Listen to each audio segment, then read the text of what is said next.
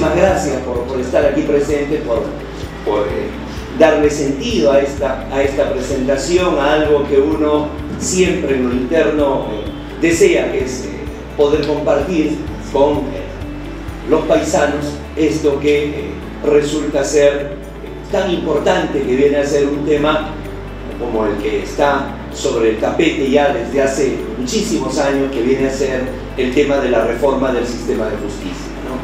Dado que la mayoría de los presentes aquí somos abogados, seguramente creo que todos podemos coincidir en que la palabra o la frase que más se repite, que generalmente la escuchamos desde que comenzamos a entrar de puntitas en la Facultad de Derecho hasta ahora, que podemos acumular varios lustros y hasta décadas como abogados, siempre es la misma: la reforma del sistema de justicia. Se habla siempre de lo mismo. Y cuando se habla siempre de lo mismo, hay dos cosas que se pueden deducir de ellas. La primera, la sensación de una urgencia, una necesidad, y al mismo tiempo también el sentido de que todo lo que se haya hecho ha generado insatisfacción. Por eso se sigue hablando y por eso se sigue diciendo. Y si nosotros hoy, en el desarrollo profesional que tenemos, todos los presentes, me refiero sobre todo a las personas ligadas al derecho, no tomamos las decisiones, no hacemos las diligencias, no le prestamos la atención, no focalizamos, probablemente si nuestros hijos deciden estudiar derecho, también seguirán hablando ellos de la reforma del sistema de justicia. Creo que no hay que escarbar mucho para poder encontrar una insatisfacción con el sistema de justicia. Ya de por sí, el solo hecho de la justicia es un tema sensible, es un tema donde hay que decidir por uno de los dos lados. Por lo tanto, partimos de que por lo menos en cada decisión que se tome, por lo menos la mitad va a quedar insatisfecha, porque va a pensar de que teniendo la razón no se le hizo justicia. Pero ni siquiera hay la otra mitad que vaya a aplaudir al ámbito del sistema de justicia, porque inclusive el que gana el proceso puede quedar insatisfecho con el tiempo que demoró, o puede quedar insatisfecho con la cantidad con la que se le indemnizó, o puede quedar insatisfecho con la, digamos, pena privativa de libertad hacia quien le hizo daño, porque considera que es muy poco. Y entonces la condena que generalmente tiene el sistema de justicia en países como el nuestro es que ya de por sí nunca se parte de un 100% de la posibilidad de aprobación, ni siquiera de un 50%. Por eso es que resultan engañosas estas encuestas que aparecen en los programas dominicales que dicen, ¿no?, el ejecutivo tanto de aceptación, el legislativo no, porque ellos sí parten de un 100%, ¿no? O comparar, por ejemplo, con la Defensoría del Pueblo. Con la Defensoría del Pueblo no toma ninguna decisión. La Defensoría del Pueblo lo que hace es exhortar, lo que hace es tomar iniciativas, pero no tiene eso que definitivamente le da toda la adrenalina y toda la responsabilidad, que es tomar una decisión: o tomo esta bandera o tomo aquella. Y entonces, cuando no se da esa responsabilidad, es difícil entender cuál es el sentido que tiene el ámbito del sistema de justicia.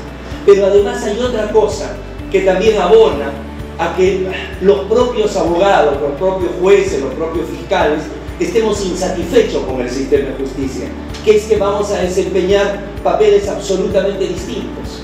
Aquí va a estar el abogado y al frente va a tener al fiscal. Y finalmente acá va a estar el juez, que puede tomar una decisión a favor de uno, a favor de otro.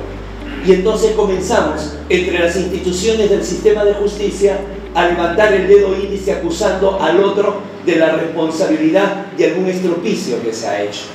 Hoy veía, llegando muy temprano a Lima, la síntesis de noticias que envía la Oficina de Imagen del Consejo Nacional de la Magistratura, y veía las reacciones que había tenido, por ejemplo, el Ministerio Público contra la casación de lavados de activos que había dado el Poder Judicial, la Sala Penal de la Corte Suprema, ¿no? Entonces, si ya vemos que los propios protagonistas, los mismos miembros de un equipo, comienzan a tener posiciones totalmente disímiles y contradictorias, comprenderemos de que pareciera que estamos condenados a no avanzar. Pareciera que en vez de verlo antes, lo vemos después, cuando ya todo está consumado, y generamos toda esta sensación. Y a esto hay que sumarle algo más, que ya entramos en ciernes a la función o a la responsabilidad que tenemos, al menos por estos años. que es el Consejo Nacional de la Magistratura. Hay un desconocimiento mayúsculo de lo que hace el Consejo Nacional de la Magistratura. Hay un desconocimiento de la ciudadanía. Ahí es responsabilidad de nosotros, es responsabilidad del Consejo de no haber sabido socializar, de no haber tenido la posibilidad de hacer un ABC del Consejo Nacional de la Magistratura para que sepan que muchas de las cosas que nos señalan que debemos hacer, pues no estamos facultados para hacerlo, ¿no? Y lo que sí resulta verdaderamente inconcebible es que sean los propios actores del sistema de justicia, por ejemplo abogados, por ejemplo jueces, por ejemplo fiscales, que no sepan la labor que desarrolla el Consejo Nacional de la Magistratura. Y a esto hay que sumarle a los gobernantes, que tampoco saben cuál es, ¿no?, qué puede y qué no puede hacer el Consejo Nacional de la Magistratura. Entonces, a partir de allí se suman una serie de desinteligencias y entonces así nos va. Así nos va. No podemos imaginar que algún juez ingrese a un restaurante, la gente lo reconozca y comience a aplaudirlo y se ponga de pie, como hacen con el juez Sergio Moro cada vez que ingresa a algún lugar público en su Curitiba, allá en Brasil o en alguna parte. Lo reconocen inmediatamente, entra con su mujer y sus 2 hijos y toda la gente se detiene para pararse y aplaudir de pie, porque ese hombre lo reconocen como el que está deteniendo esa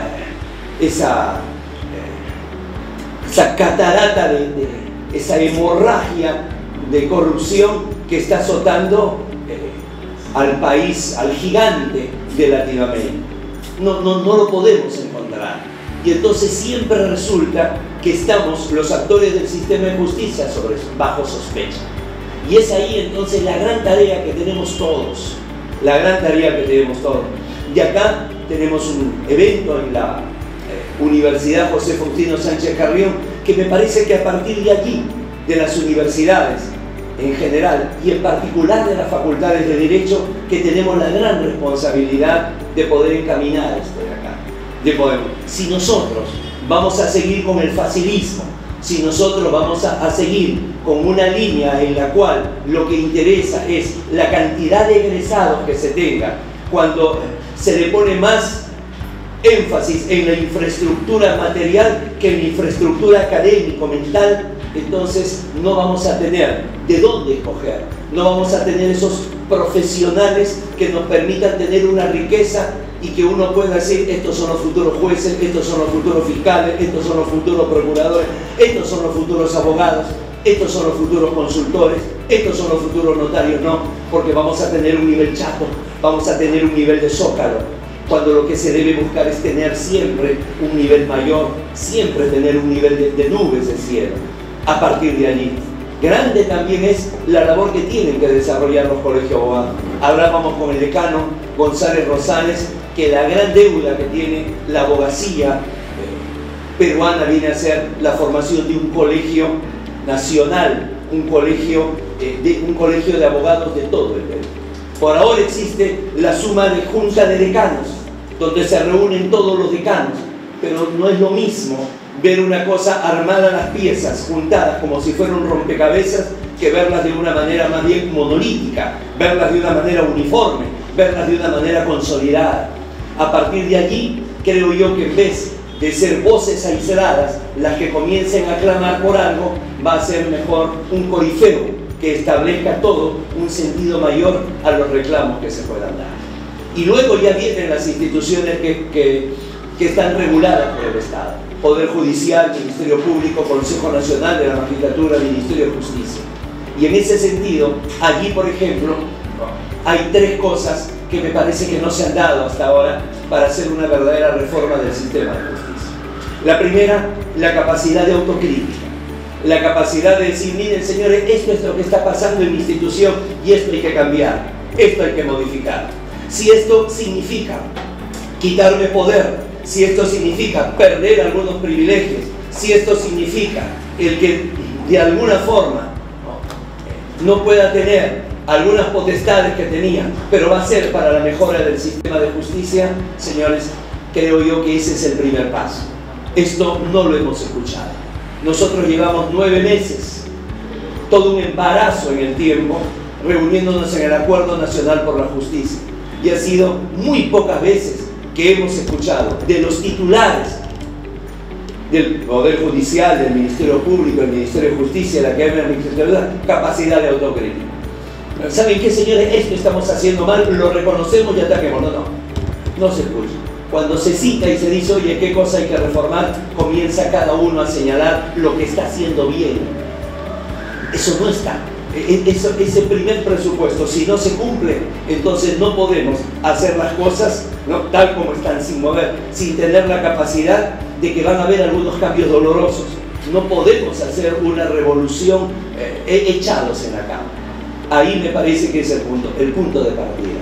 La prueba de ello es que la única institución que está sobre el debate para su reforma es el Consejo Nacional de la Magistratura. Y ahí viene todo el desconocimiento, partiendo del presidente de la República y terminando en el más humilde de los ciudadanos, cuando hacen ese razonamiento tan penoso, tan perverso, de que encontrar un mal juez, un mal fiscal, y dicen, la culpa la tiene el Consejo Nacional de la Magistratura porque lo nombró. Como si nosotros tuviéramos que ver con su formación como profesional. Eso lo tienen que ver las facultades de Derecho. Como si el Consejo Nacional de la Magistratura los capacitara y los formara para ser jueces y fiscales. Eso lo tiene que ver la Academia de la Magistratura, que pertenece al Poder Judicial. Como si nosotros tuviéramos la posibilidad de controlar su conducta, de controlar su idoneidad de manera permanente. No, para eso está OCMA y OCSE. Cada una de las instituciones tiene sus órganos de control interno. Entonces, ¿de qué responsabilidad nos vienen a hablar a nosotros cuando se establecen los principales rigores? El último examen para fiscales, que ha sido menos de 14 días, de 1.400 postulantes han aprobado 22. ¿Dónde más con la exigencia? ¿Dónde más con los filtros? ¿Dónde más con una especialidad ligada a los tiempos de la constitucionalización del derecho? Nunca antes, como ahora, el Consejo Nacional de la Magistratura le ha puesto la lupa al tema curricular. No solamente se ha eliminado la cartonitis, aquellos diplomas, aquellas cartones que se otorgaban sin el menor rigor académico, sino que ahora cada una de las publicaciones presentadas se le escanea y encontramos problemas de plagio y encontramos problemas diversos que se dan. Hasta ahí va. Y en las entrevistas uno trata de hurgar en el espíritu, en el alma del postulante. Más no podemos hacer. No podemos abrirle el pecho para ver si se trata de un hombre o una mujer de alma blanca. No podemos más nosotros ver en el futuro, a través de una bola de cristal, si va a ser una persona que va a sentir amor por la judicatura o por la fiscalía. No sabemos si va a ser una persona a la que estemos nombrando que más tenga sellos en su pasaporte que sentencia firmada. No sabemos. No podemos ir más allá. Tiene que ser un trabajo conjunto. Y en ese sentido hay un desconocimiento a partir, insisto, de que no hay una capacidad de autocrítica. No hay la capacidad de señalar. Lo que hay es la gran capacidad de argumentar y la gran capacidad de justificar. Sin ese primer paso en las instituciones, poco podemos hacer. Un segundo requisito que se tiene que dar es que, señores, tenemos que ponernos muy en claro que la reforma de todo el sistema de justicia tiene que nacer de adentro, de la propia institución del sistema de justicia. Para eso se requiere la autocrítica, insumo fundamental. Si no hay el insumo de la autocrítica, nunca va a salir de adentro.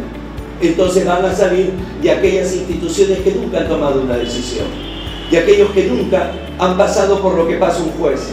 O le doy 6 años o le doy 25 años por el homicidio cometido. Si le doy 6 años, en un rato queda libre. Si le doy 25 años, le acabe la vida. Y entonces tiene que tomar la decisión. No, nunca han tomado ese tipo de decisión. Generalmente son personas que no pasan, que no sienten cosquillas en los bolsillos. Generalmente son aquellas ONG que vienen, señores, desde el exterior con un pago, con un emolumento superlativo, ¿no?, por crear escándalo, por desestabilizar. Y entonces a partir de allí la reforma viene de fuera, viene de quien no conoce. Nos quiere enseñar a nadar en el mar una persona que lo único que ha tenido es una piscina de plástico en su azotea. No, la reforma tiene que venir de dentro. La reforma tiene que venir de quienes han vivido no solamente las presiones, sino los momentos difíciles en los que se han cometido errores. Y entonces allí también vamos a encontrar nosotros que hay distintos tipos de interés. Mientras los abogados, señores, quieren que la reforma sea para que su proceso tenga seguridad a futuro. Mientras en el Consejo Nacional de Magistratura solamente vamos a estar 5 años, después volvemos al anonimato. Esto no ocurre, por ejemplo, con el Poder Judicial y el Ministerio Público, que tienen hasta los 70 años. Entonces los intereses son diferentes. ¿Qué interés podría tener alguien del Consejo Nacional de la Magistratura en establecer o en traer más poder al CNM? Si el 6 de mayo del 2020, en el mejor de los casos, nos vamos. En el mejor de los casos, de terminar nuestro periodo, nos vamos. 6 de mayo del 2020. ¿Para qué vamos a querer acumular un poder que no vamos a ejercer?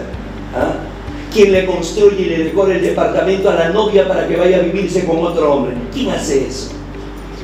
No. Hay que establecer ese desarrollo. Y entonces hay un interés totalmente distinto. Y en la medida que alguien mire hacia Hornillos, el otro mire hacia la Plaza de Armas, y el otro, señores, entonces en ese sentido tampoco lo vamos a hacer. Fíjense que en eso tenemos que sentarnos todos y mirar hacia cuál es el objetivo común. Mirar cuál es el objetivo común. Y este es el momento.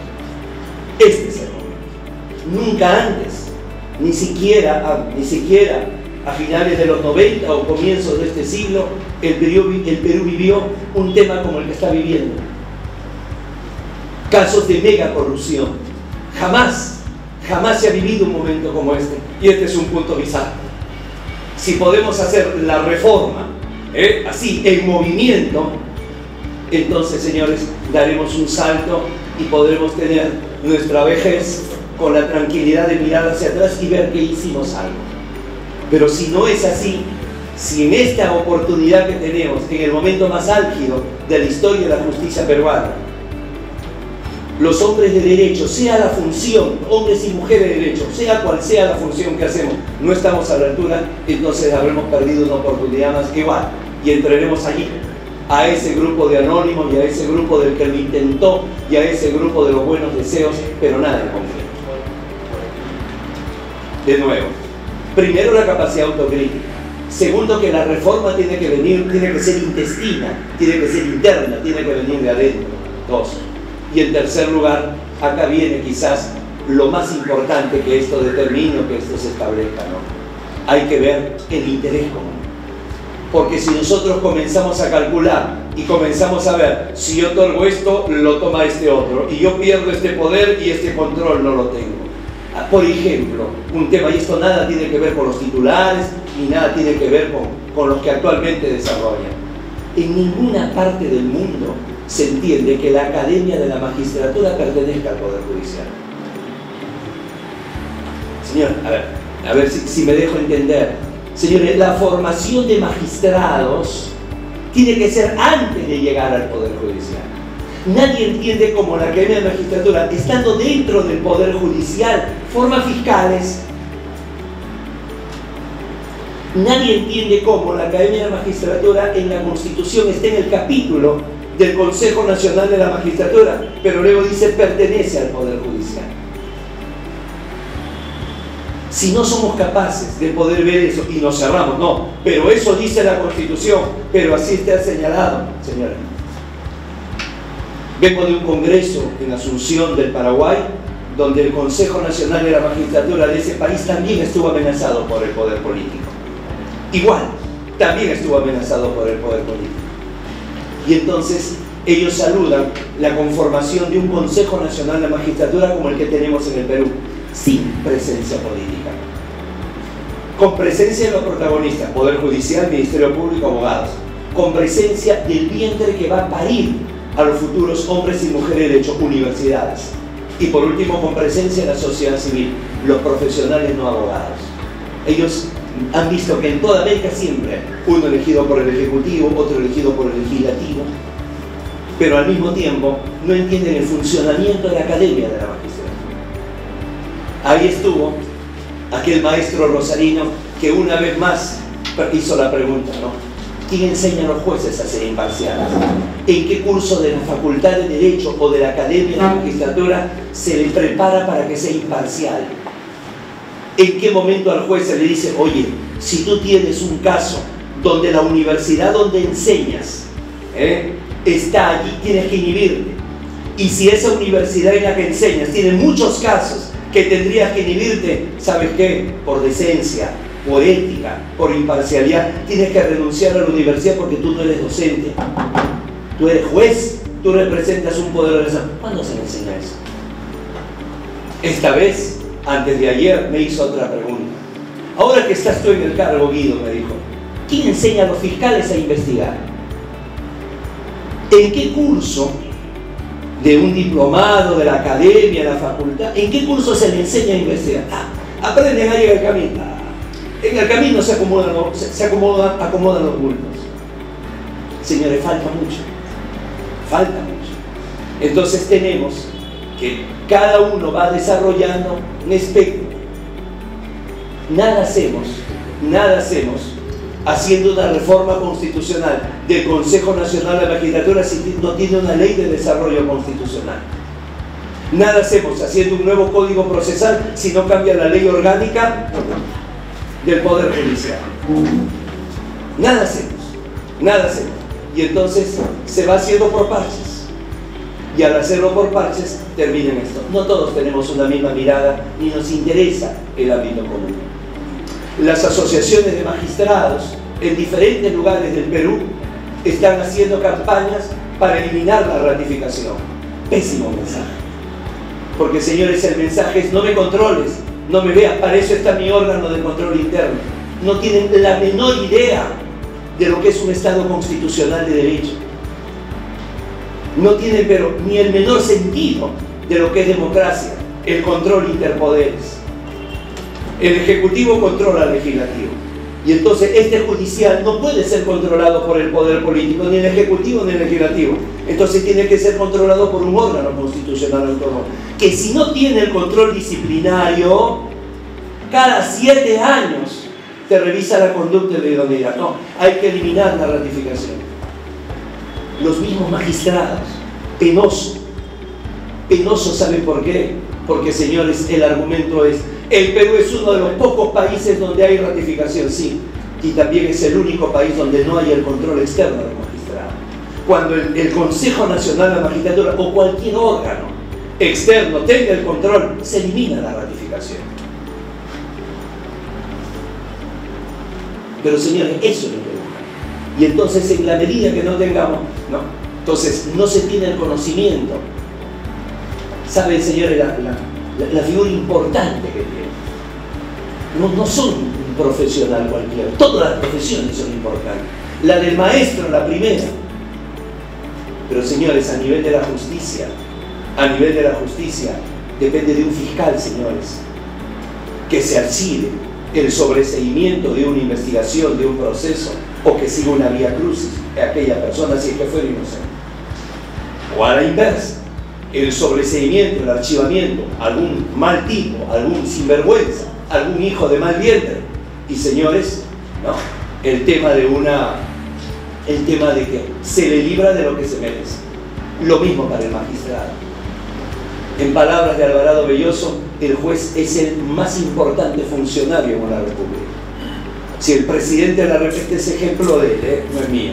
Si el presidente de la república quiere meterse a tu casa, tú le dices no y no se mete. Si el presidente del Congreso quiere meterse a tu casa y te dice no.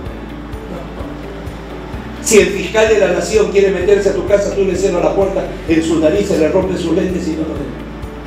Pero si un juez quiere meterse a tu casa, se hace la orden y dice, ese es el poder que se tiene. Y está bien que se tenga. Porque, señores, tiene que venir las decisiones de manera vertical. Si es que fracasa la horizontal, la conciliación, tiene que venir de manera vertical. Pero eso se tiene que desarrollar con determinados controles. Eso se tiene que desarrollar con determinados límites. Y es ahí donde viene. Es ahí donde muchas veces viene ese concepto y flaco favor hacen estos pedidos de eliminación de la ratificación, por ejemplo. Cuando hemos ido a diferentes lugares donde se desarrolla donde se hace un verdadero apostolado de la magistratura. El año pasado visitamos la Corte Cañete. Había una suerte de guaguaguas, donde los hijos de los trabajadores y de los magistrados estaban allí. ¡Qué tranquilidad! Ya no estamos con el cuerpo en la corte y la cabeza ¿en dónde estará mi criatura? No, se tiene cerca. Y eso, señores, es una iniciativa, una feliz iniciativa. Hemos podido visitar juzgados dispersos de la Corte Superior de Justicia, con todas las limitaciones. A veces de papel, a veces de internet, a veces de personal. Ya ellos están trabajando. Con 2 cajitas de fósforo hacen tocar una orquesta muy linda. Y entonces esos magistrados merecen un reconocimiento y merecen una ponderación. Sin embargo, hay de los otros que prácticamente enturbian toda esa labor. La reforma del sistema de justicia es compleja, pero para ello se necesita algunas condiciones que hasta el momento no se dan. No esperemos todavía a que este edificio, ¿cuántos pisos tiene? 4, pueda tener 10 y sigamos luego, ¿verdad?, hablando del mismo tema, hablando de lo mismo, sintiendo nuevamente se necesita este cambio, se necesita esta reforma y se piense de una manera completamente aislada. Hay quienes desconocen esto, que piden que un miembro del Consejo sea nombrado por el Banco Central de Reserva, no, otro sea nombrado por el Tribunal Constitucional, pero es un desconocimiento supino. Y entonces ahí es donde creo yo que la responsabilidad, todos tenemos algo de responsabilidad. Las instituciones del Estado mucho más que los particulares, pero lo que se tiene que buscar es siempre algo a lo cual nadie de nosotros va a estar ajeno. La posibilidad de una injusticia, la posibilidad de un proceso, ganando un proceso, la posibilidad que esto no se ejecute. Siempre van a haber algunas circunstancias que va a hacer que todos los aquí presentes, sean en causa propia, de manera directa o indirecta, o defendiendo alguna causa, sintamos el sabor de la injusticia. Y eso de ahí lo que trae frustración, lo que trae descrédito y nos va matando de a poco la ilusión, justamente esta que nos trae el día de acá. Esa ilusión de ser peruanos, esa ilusión de ser abogados, esa ilusión de ser guachanos. Hacemos votos y nos ponemos a disposición, señor decano, colegio. Por diferentes circunstancias no ha habido esta cercanía que ahora con usted la hay, ¿no?, de manera amical, de manera profesional. Nos ponemos a disposición del Colegio de Huaura, más que con cualquier otro, e inclusive más que con el de Lima, para poder encauzar aquellas circunstancias que vayamos nosotros encontrando, que podemos mejorar y que está en nuestras manos. Nuevamente, mi gratitud a todos los presentes y un fuerte abrazo a todos. Muchas gracias.